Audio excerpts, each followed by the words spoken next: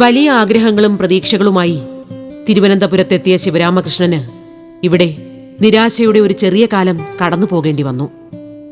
അവസരങ്ങളൊന്നുമില്ലാതെ കടുത്ത മാനസിക സംഘർഷം അനുഭവിക്കുന്ന സമയത്താണ് KSRTCയുടെ നാടക ട്രൂപ്പിലെത്തുന്നത്. പുതിയ തുടക്കം ജീവിതത്തെ പുതിയ കരയ്ക്കടുപ്പിക്കുകയായിരുന്നു. KSRTC അന്ന് കെസ്ക എന്ന് പറഞ്ഞ അവരുടെ ഒരു ട്രൂപ്പുണ്ട്, ഒരു ആർട്സ് ക്ലബ്ബ്. അവരുടെ നാടകത്തിന് മ്യൂസിക് പാർട്ടി, ഓർക്കസ്ട്ര പാർട്ടിയായിട്ട് ഞാനാണ് പോയത്. എന്നെ ക്ഷണിച്ചു, ഞാൻ പോയി. ഞാൻ ഓർക്കസ്ട്ര ടീം സഹിതം പോയി. അപ്പോൾ അവിടെ ഫൈനൽ റിഹേഴ്സൽ നടക്കുകയായിരുന്നു. അപ്പം മറ്റന്നാളാണ് പ്രോഗ്രാമെങ്കിൽ ഇന്നത്തെ ദിവസം അവിടെ ഫൈനൽ റിഹേഴ്സൽ നടക്കുക നാടകത്തിൻ്റെ. അപ്പോൾ അന്നത്തെ ഈ റിഹേഴ്സൽ കാണാൻ അന്നത്തെ ട്രാൻസ്പോർട്ട് ഡയറക്ടർ K. മാധവൻ നായരെന്ന് പറയും, അദ്ദേഹമായിരുന്നു അന്നത്തെ ട്രാൻസ്പോർട്ട് ഡയറക്ടർ. അപ്പോൾ അദ്ദേഹം റിഹേഴ്സൽ കാണാൻ അദ്ദേഹം വന്നിരിക്കുന്നുണ്ട്, ഈ നാടക റിഹേഴ്സൽ കാണാൻ. അപ്പോൾ എനിക്കൊരു ഐഡിയ തോന്നി, ചുമ്മാ അതായത് ഇവിടെ ഇത്രയും നല്ല ഒരു ഓഡിയൻസാണ് കിട്ടുന്നത്. അപ്പം ഞാൻ അതിൻ്റെ ഭാരവാഹികളുടെ പ്രസിഡൻറ്റിനെ വിളിച്ച് പറഞ്ഞു, സാറേ ഈ പരിപാടിയിൽ എനിക്കൊരു 10 മിനിറ്റ് സമയം തന്നാൽ ഞാനൊരു നല്ല ഇൻട്രസ്റ്റിംഗ് പ്രോഗ്രാം അവതരിപ്പിക്കാമെന്ന് പറഞ്ഞു. അതെന്ത് പരിപാടിയാണ്? ഞാൻ പറഞ്ഞു, ഒരു മിമിക്രി പരിപാടി അവതരിപ്പിക്കാമെന്ന് പറഞ്ഞു.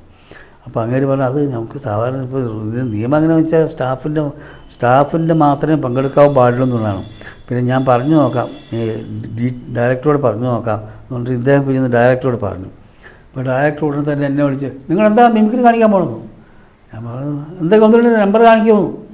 അപ്പം ഞാൻ ഇതുപോലെ ഈ കുഞ്ഞ് കരയുന്നതും നിങ്ങൾക്ക് 2-3 ഐറ്റംസ് സാമ്പിൾ കാണിച്ചു കൊടുത്തപ്പോൾ ഓക്കെ സാങ്ഷൻഡ് എന്നും പറഞ്ഞ് അങ്ങനെ ഇട്ട് പോയി. അപ്പോൾ സ്റ്റേജിൽ വന്നു, അടുത്ത ദിവസം പ്രോഗ്രാം വന്നു. സ്റ്റേജിൽ വന്നപ്പോൾ ആദ്യം ഒരു ഗാനമേളയായിരുന്നു.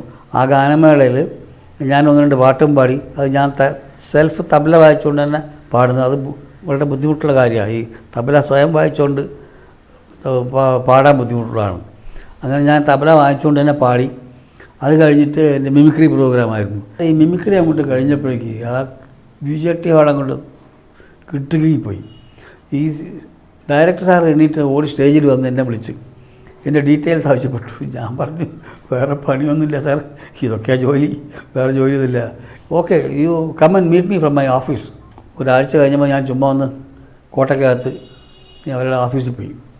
അവിടെ പോയപ്പോഴേക്കും അവിടെ ഉള്ള സ്റ്റാഫും മുഴുക്കെ പലരും അന്ന് എന്നെ കണ്ടവരും മുഴുക്കെ ഓടി വന്ന് ഭയങ്കര സ്വീകരണമായിരുന്നു.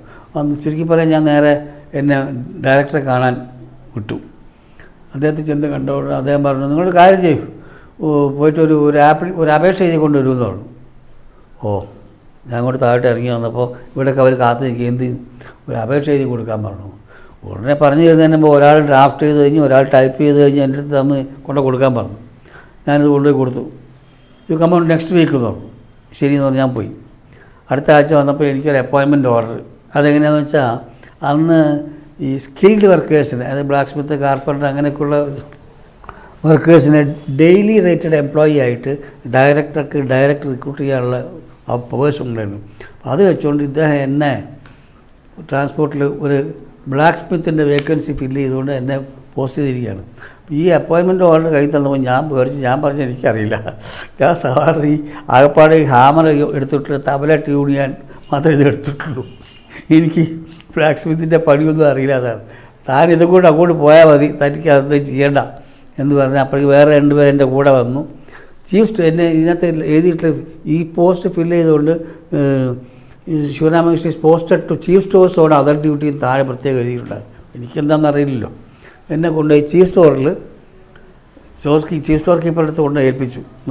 DT പറഞ്ഞയച്ച ആളാണെന്ന് പറഞ്ഞു. അദ്ദേഹം എന്നെ അവിടുത്തെ ഡെസ്പാച്ച് ക്ലാർക്കായിട്ടൊക്കെ പോസ്റ്റ് ചെയ്തു ചീഫ് സ്റ്റോറിൽ.